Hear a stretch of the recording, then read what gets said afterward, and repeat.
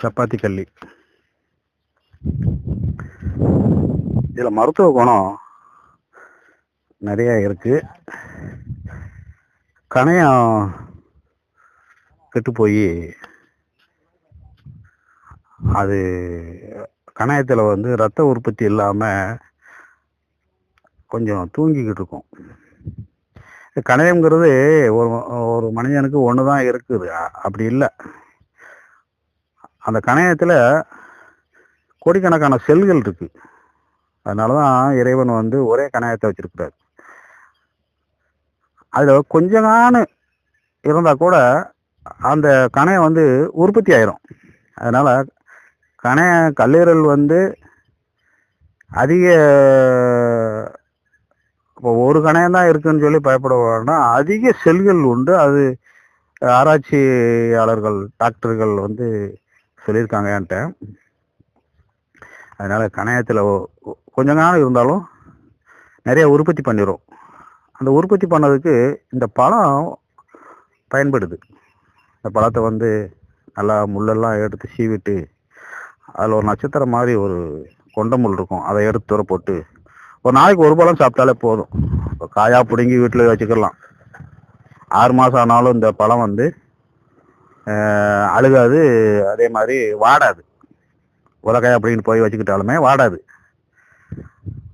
அதை நான் பிடுங்கி வச்சிருக்கிறேன், அந்த அனுபவத்தில் சொல்கிறேன். ஒரு 3 மாதம் 4 மாதத்துக்குனாலும் அழுகாமல் அப்படியே இருக்கும். நம்ம அதுக்குள்ளே பழுக்க ஒவ்வொன்றா பழுக்க டெய்லி ஒன்றா சீவி பொறுமையாக சாப்பிட்லாம். மரத்துலேயே தான் பிடுங்கி சாப்பிடணுங்கிறது இல்லை. நான் போகர் வந்து இதை பற்றி பிரமாணமாக சொல்கிறாரு. சித்தர்கள் செங்கத்தால் கொன்னது, அது கிடைக்கலன்னா, அது என்கிட்ட நிறையா இருக்குது. அது கிடைக்கலன்னா இந்த சப்பாத்தி கல்லி பழம் சாப்பிட்டுக்கோ, உள்கூடை மாற்றும். காயக்கல்பம் சாப்பிடும் பொழுது, முப்பு சாப்பிடும் பொழுது முதல்ல வந்து உடம்ப சுத்தி செய்யணும். அதுக்கு நம்ம உள்கூடை மாற்றணும். 40 வயசுனா 40 நாள் கடுக்கா சாப்பிடணும். அது அதில் இருக்கிற மலம் பூரா வெளியே வந்துடும்.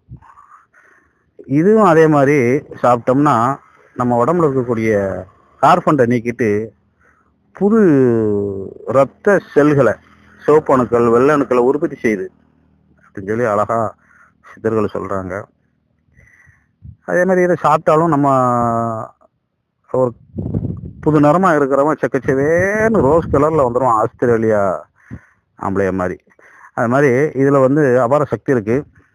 நாகத்தாலி, பாதாள பைரவி அப்படின்னு பாதாள வள்ளின்னு சொல்லுவாங்க. இந்த கள்ளி இலைய பிடிங்கிட்டு போய் முள்ளெல்லாம் சீவிட்டு தோசைக்கல்ல போட்டு பிரட்டி எடுத்து முட்டு வலிக்கு, ஜாயிண்ட் பெயினுக்கு வச்சோம்னா அந்த வலிக்கு இது சத்து கொடுத்து வலி குணமாயிருது. அப்படி இதில் வந்து நாகதாளி வந்து இப்போ நிறைய இல்லை, அதான் முளைச்சாத்தான். இல்லைன்னா இது உற்பத்தி பண்ணவும் முடியல. உற்பத்தி பண்ணால் நல்லது தான். இதில் அபார சக்தி இருக்குது. நாகதாளி வேறு என்ன சொல்லி விற்பாங்க. இதில் வேறு எடுத்து தாயத்துலையோ வீட்லேயோ வச்சுக்கிட்டு பூஜை பண்ணலாம். இதில் மகாலட்சுமி இருக்கிறா, அபார சக்தி வாய்ந்தது.